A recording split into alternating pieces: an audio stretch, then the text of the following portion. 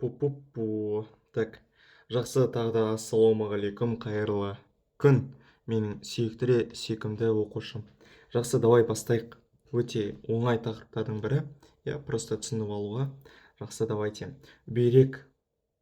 Бүгін талқыланатын ақпараттар тақырып, в принципе, жаңағы зәр түзілу механизміне байланысты болады. Ең алдымен зәр түзілу механизмін талдамас бұрын бүйректің вообще не екенін түсініп алайық. Хорошо?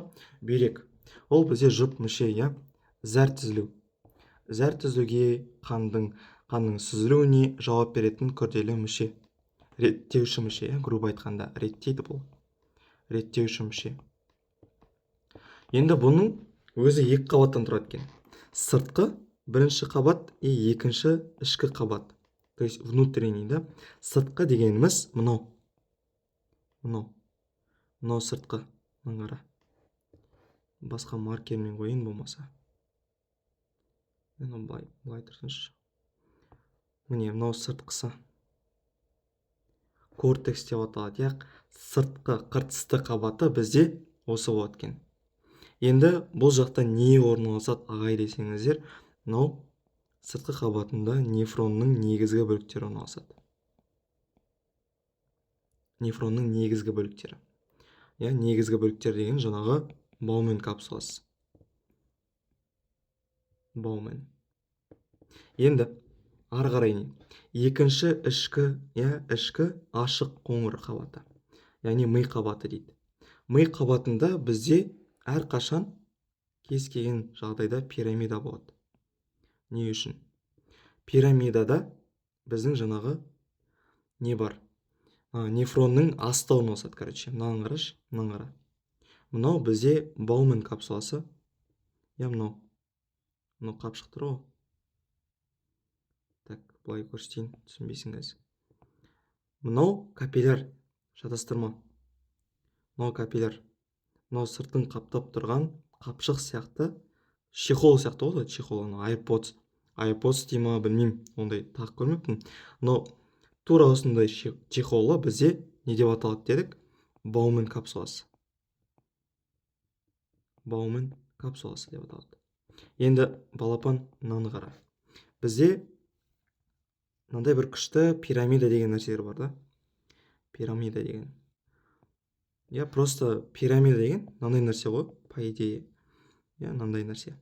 Но саған кішкене бүйтіп қиындатып, былай бере сағанда пирамида деп атады. Былайда қарасың пирамида. Енді біздің пирамидамызда мынандай нәрселер орналасады. Мынау веналарды, артерияларды көріп тұрсың ба? Мыналарды. Мына жағында сенің Баумен капсулаларың орналасады. Если что. Нефронның басты бөліктері орналасады.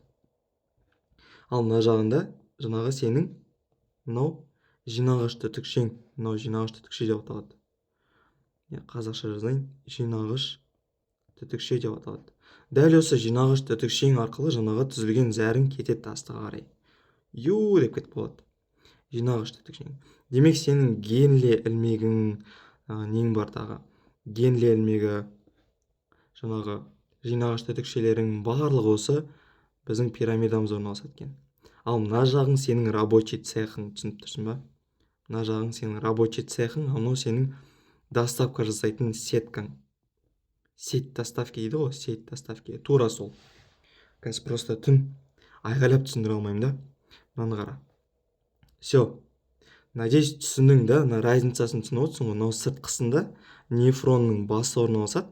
Мына аяғында жаңағы біздің зәр аппаратын біздің ми қабатында, қалай түсіндірсем болады? Ми қабатында жаңағы сенің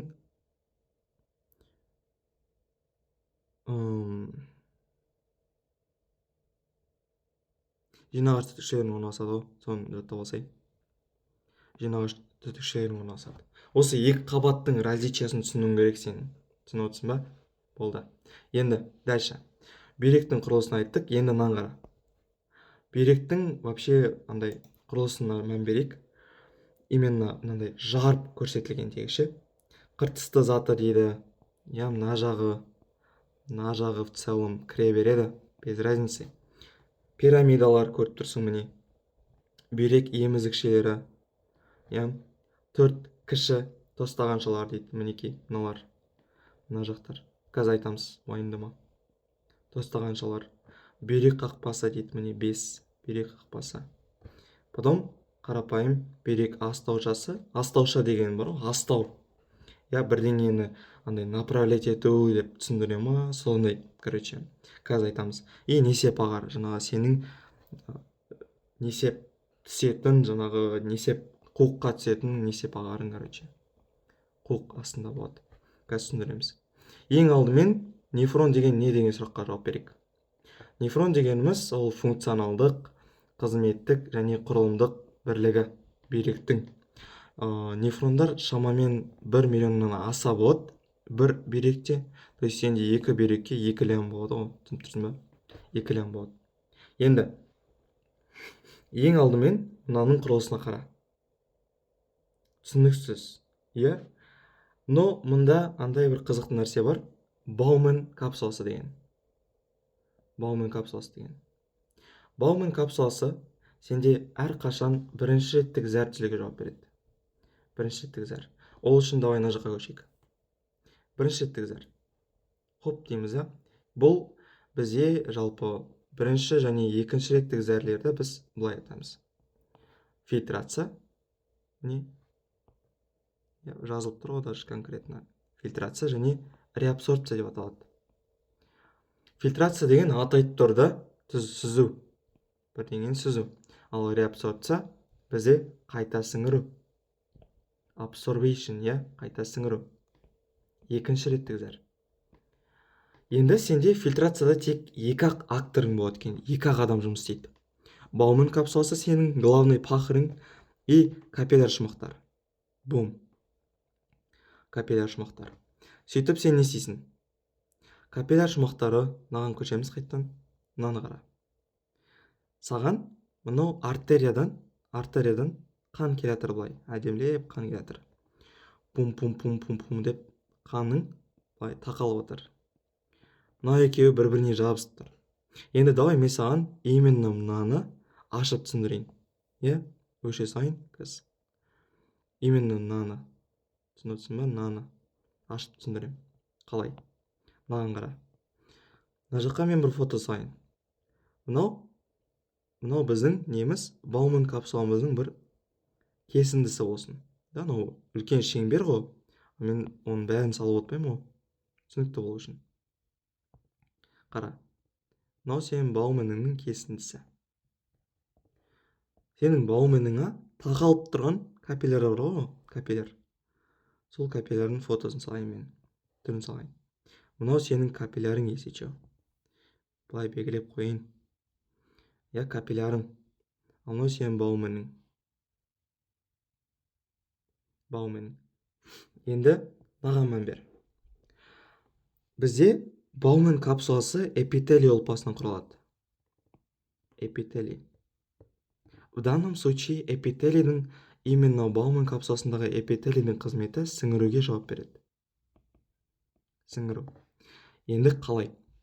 Біздің Баумен капсуламыз, мына жаққа жазайын. Баумен бізде базальды мембранадан құралады. Базальды мембранадан құралады. Базальды мембранада бізде әрқашан емес, в основном саңылаулар орналасады. Саңылау. Саңылау. Саңылау деген не? Ядроның саңылауы сияқты тура осындай бір кішігірім каналдары болады. Канал дегенде кішкентай тесіктер болады. Оны саңылау деп айтады биологияда. Саңылау деп айтады. Енді сенен мына жақта күшті болып сенің иондарың келатыр. Ион, глюкоза, не бар, минералдарың әдемлеп келатыр. И мына жақта нен болып жаңағы ірі нәрөздер келіп жатыр. Енді мына жақта бір заңдылық бар. Мынау, яғни сенің ірі нәрөздарың, ақуыздар, ірі нәрөздар. Например, альбумин, фибриноген, фибриноген, тағы не бар, антидене деген сияқты нәрселер, антидене деген сияқты ірі нәруыздар өтпейді. Түсініп отырсың ба? Өтпейді бұлар. Қалған бәле чықи бықи бәрі өте береді. Бұл бірінші реттік зәрді, оған бәрібір. Ол қазір досконально фильтрациялап, каждыйын бетіп тексеріп отпайды. Просто ірі нәрселерді алып тастап отырады біріншісінде. То есть мынау ірі нәрселерің өтпейді. Мен бұны қалай түсіндіремін? Бізде ядро саңылаулары, именно Баумен саңылаулар. Мынау саңылаулар көріп тұрсың ба? Мынау саңылау бізде какой-то 50-100 нанометр құрайды. Оның несі ше? Диаметрі. И бұл саңылаудан сенде 68 граммнан үлкен нәрселер, то есть аспау керек та, в идеале. Үлкен нәрселер өтпейді. Түсінесіздер ме? Мысалы, если СДО-ға грантқа тапсыру 115 плюс болса, биыл сен 114 жинасаң, қалай түсіндірсем болады? Короче, 68.000 грамм деген ол сенің патологың, түсініп тұрсың ба? Ол сенің патологың, одан көбі түспейді.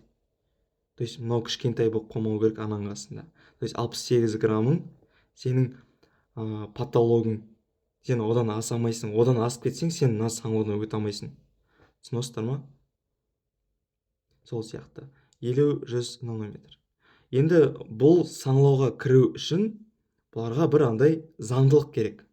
Ол заңдылық бізде бар. Бізде екі заңдылық болады. Суға да и жаңағы ион не бар? Минерал, тағы не бар? Молекулалар, жаңағы глюкоза деген сияқты, я? Амин қышқылдары деген сияқты. Оларға бір кішігірім мықты заңдылық бар екен. Судың күшті заңдылығы бар, ол осмос деп аталады, я? Осмостық қысым дейді. Давайте былай осмос түсіндірейін. Мысалы, мына жақта тұздар өте күшті бір дискотека жасап жатыр. Деп дискотека жасап жатыр. И не істейді, су тоже дискотекаға барғысы келеді ғой. Бұл сол тұздарға қарай тартылады. Яғни бұл не? Жаңағы судың тұздардың концентрациясы көп жерге қарай тартылуы. Мен просто осылай түсіндіріп отырмын, тартылуы. Осмос деген осы. Айырмашылығы, диффузияның айырмашылығы неде? Диффузия деп аталады. Мынау ион, минерал, молекулаларға. Су тек осмосқа байланысты, хорошо? Диффузия. Диффузия дегеніміз тура сол сияқты. Мысалы біз бұда андай су емес, уже любой молекула да. Мысалы сіздер мандарин ашасыздар ғой. Мандарин ашасыздар. Бірінші мынау ашқан жерлеріңіз, мысалы. Аштыңыздар. И сөйтіп, уақыт өте келе, мынау, мысалы, мандаринді ана жақта отқан классасың ашады да, бірақ иісі саған келе отырады ғой. Тура сол сияқты. Бұл диффузия дегеніміз концентрация көп жақтан концентрация аз жаққа қарай барады. Түсінесің ба? Сол кезде мынау молекулалар тарайды. Пақ деп тарап кетеді.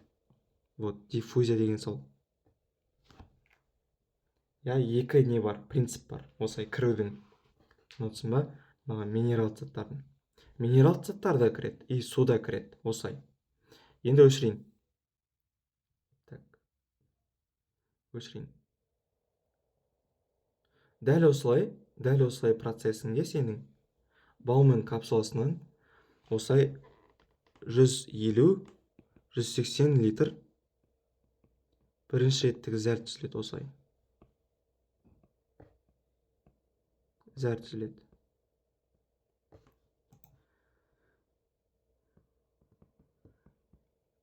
Бұл бірінші реттік зәрдің құрамы қандай болады? Плазмаға ұқсас.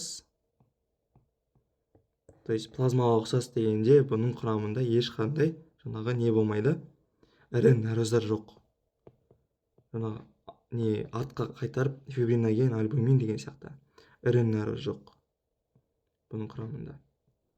Нәрөз жоқ деп белгілей салайық. Все четко. Енді дальше. Қазір еще қорытындылаймыз бұл бәлені. Бірінші реттік зәр түзіледі. Енді сен не істейсің? Мынау күшті боп не істеп жатыр? Сүзіп жатыр ғой. Әдемілеп сүзіп жатыр. Біздің Баумен деген братанымыз. Сүзет, сөйтіп проксималды ирек өзекшеге жібереді екен да. Па деп. Жібереді. Бұл не істейді проксималды ирек өзекше? Сенде екінші нәрсе бар. Екінші реттік зәр түзу деген нәрсе бар. Реабсорбция, екінші рет қайта сіңіру. Жаңағы сенің 150-180 литрің бар ғой.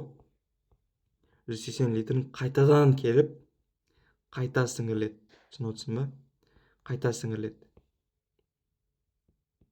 Бұл процесс сенің қайта сіңірілу, яғни реабсорбция деп аталады. Не істейді? Проксималды, дистальды және генлияның қасында бізде мынандай күшті бір капилляр орналасқан екен. Қара. Мынаны қоршап тұр ғой, мынау капиллярлар. Міне былай. Мынау капилляр. Давай былай істейік. Мынау қоршап тұр, әдемілеп тұр. Қоршап тұр. Ой-ой. Әдемілеп қоршап тұр. Қоршап тұр. Бұл капиллярлар бізде перитубулярлы деп аталады. Ойбай, жоқ бұл емес қой. Маған тартасын асқап. Перитубулярлы капилляр деп аталады. Енді сен проксималды ирек өзекшеңнен өтеді бұл. Өткен кезде бұл өтіп жатқан жолында перитубулярлы капиллярлар арқылы қайтадан сіңіреді. Түсінесің ба? Қайта сіңіру жаңағы сенің мына жақта кеткен суларың, иондарың, керек жарақтарың, глюкозаларың қайтадан ағзаға қайтады. Қайта сіңіріледі. Сөйтіп до дистальды ирек өзекшеге дейін барады. Дистальды ирек өзекшеге дейін барады. Осылай сіңіріп, доше сіңіреді да, сөйтіп дистальды өзекшеге барады. Енді оқушылар, мына жақта бір андай өте маңызды сұрақ бар. Генли ілмегі деген, ОБТ-ға келеді. Генли ілмегі деген дистальды және проксималды өзекшелерді байланыстырып отырған, өзекшелерді байланыстырады деп келеді, короче. Байланыстырады, андай салыстыруда, сәйкестендіруде деген сияқты, көп жауапты да осылай келеді. Байланыстыру. Сөйтіп не істейді? Генли ілмегінің басты несін айтайын, қызметін айтайын. Бұл сіңіріледі ғой. Сіңірілген кезде бұл жаңағы несеп нәрді, яғни зәрді қоюлатады.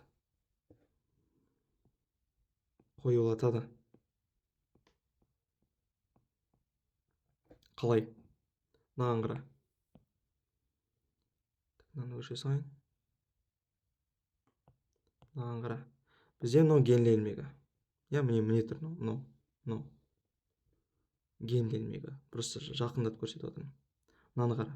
Сенде күшті боп, андай тұзың келе атады. Бай боп андай. Крутой боп. Генли ілмегінде андай бір үстіңгі және астыңғы жағы деген бар да. Мынау төмен қарай түсіп келе жатыр. Бұл төмен қарай түсіп келе жатқан кезде мынау тұздары сіңіріледі. Тұздар сіңіріледі.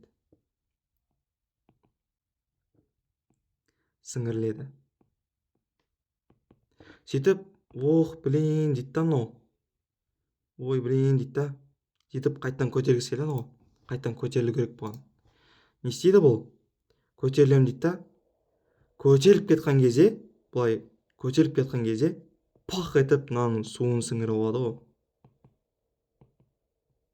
Мынаны, короче, тонап мынандай қылып жібереді ғой, түсініп тұрсыңдар ма? Тонап алады ғой, тонап. Болды, су сіңіріледі и тонап алды. Вот гения ілмегінің вообще қызметі несеп нәрді қоюландыру. Несепті қоюландыру. Иә? Так. Несепті қоюландыру.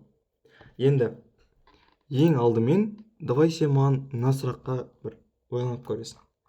Бізде реабсорбция деген нәрсе мысалы қайтарып жатыр. Мына нәрсені естен шығарма. Кез келген реабсорбцияда 80%, то есть жаңағы глюкоза, витамин, анау-мынау, гормон деген сияқты қайтарылады. Гормондар қайтарылады. Қайтады. И 85%-ға жуық па, примерно 85% вроде. Кітапта солай тұр вроде. 85% бізде натрий хлориді және H2O, то есть су тоже қайтады. Демек, не істейді? Сен мынау, мысалы, 100-ден 20-ны азайт, 100-ден 85 азайт, да, примерно мынау артық мөлшеріңді мынау қайттан не істейді? Несеп нәрге айналдырады. Отход қой, несеп нәр. Отходқа айналдырады. Түсініп отырсың ба? Сосын вообще бұл өте береді, сөйтіп жаңағы перитубулярлы капиллярдың арасына өтеді да, қайттан венаға қайтады. Мынау венада не үшін көк болады вена? Өйткені оның O2-сі, яғни оттек мөлшері аздау болады. Ал артерия не үшін қызыл болады? Өйткені оттегі ода кішкене көбірек болады екен. Түсініп отырсың ғой, да? Енді біз неге жеттік бұл нәрсемен? Сен несеп нәрің отходың кеткен кезде примерно 178 литр ағзаға қайтады. Астам су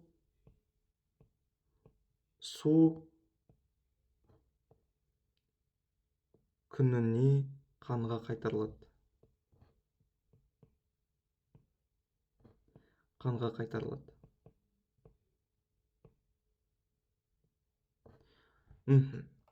Болды, дым қиын емес, вроде барлығын айтып шықтым.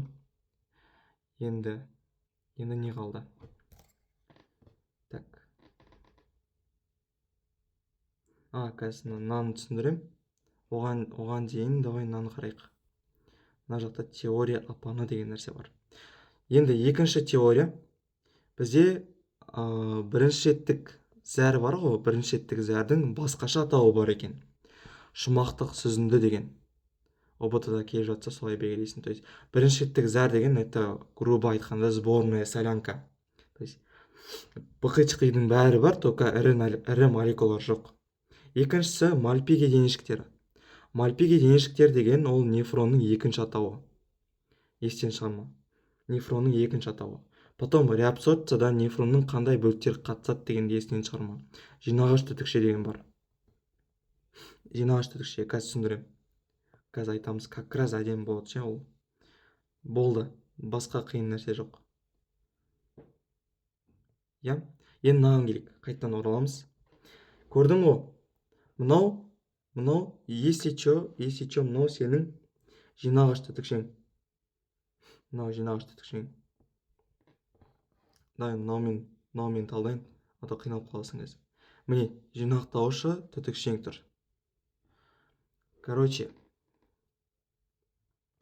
сенде жаңағы қайттан дистальды өзекшеліне өтіп, ирек өзектен өтіп, мынау қайтады мына жаққа қарай. Бум деп, былай өтеді, қайттан түседі мына жаққа қарай. Жинақтаушы түтікшеге. Сенің жаңағы 1,5 литр екінші реттік зәрің бар ғой, осылай жинақталады. Енді мынаған қара. Мына пирамида деген нәрсені айттым ғой мен жаңа. Пирамида деген нәрсені айттым. Мынаны мұқият қарап отыр, енді қара.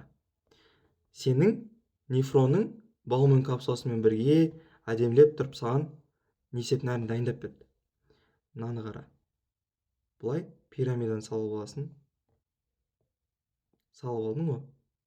Мына жағында сен кез келген пирамиданда мындай бір несі болады. Мысалы мына пирамиданы қарайық.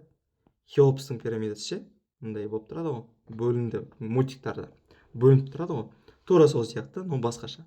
Мынаны қара. Мына жағында қыртыс тұр сенің, мынау қыртысың. Мына жағында сенің баумендарың тұр.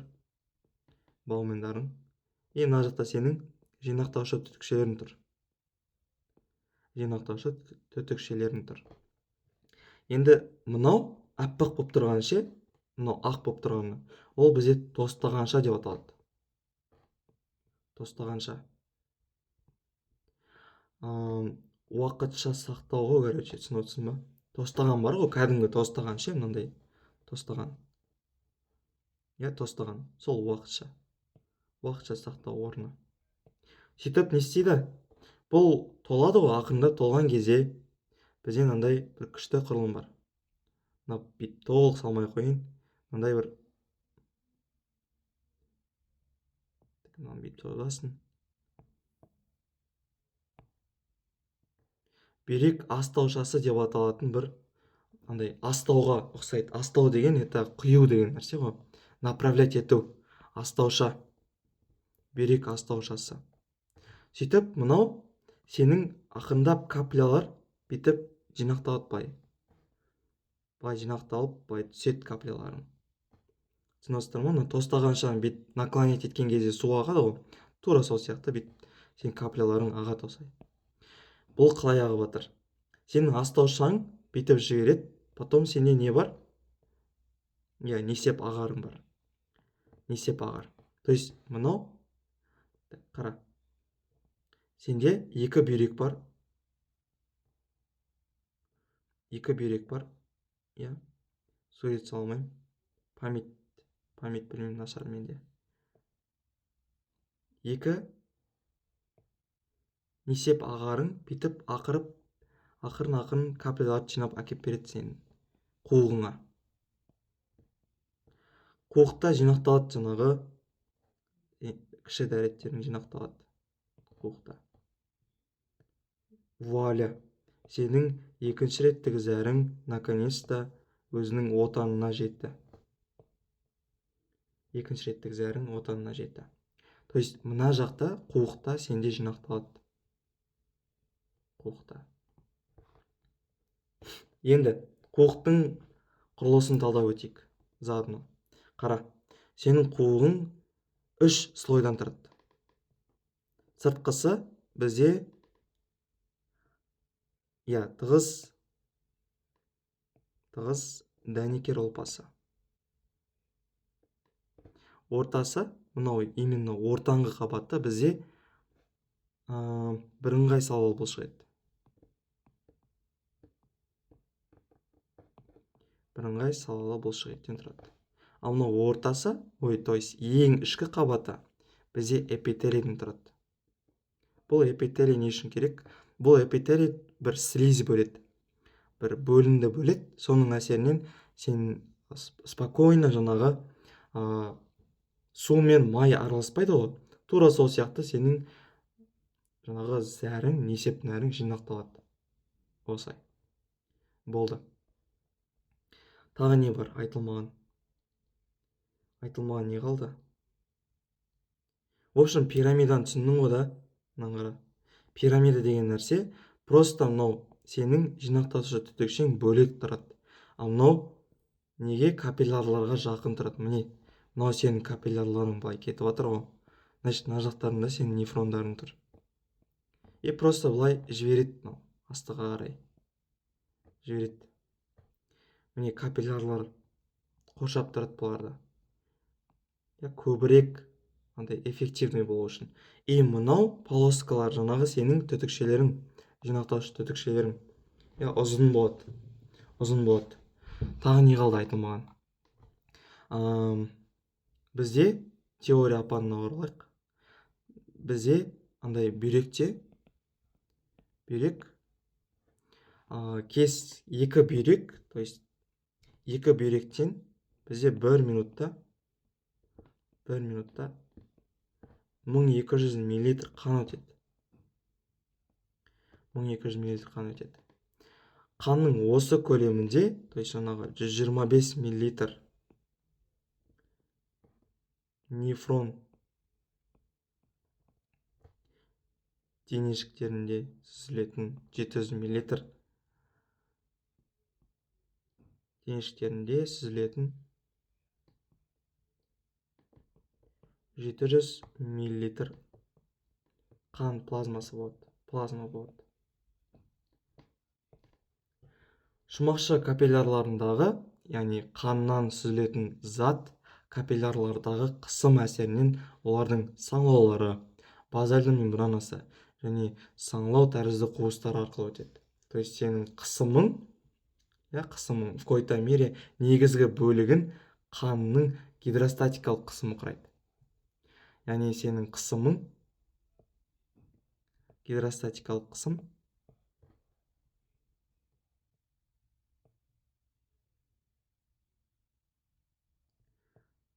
эффективті сүзілуге жауап береді. Сүзу дейікші просто. Тоже гидростатикалық деген қысым болады. Сол қысым арқылы сенде более эффективно сіңіріледі екен. Так, не нәрсе қалды? Өзі айтылмаған. Вроде барлығы айтылды да.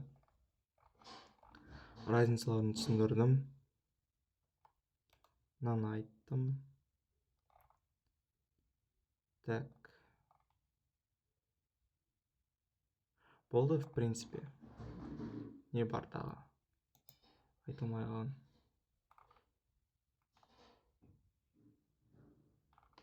Йоу. Болды, в общем.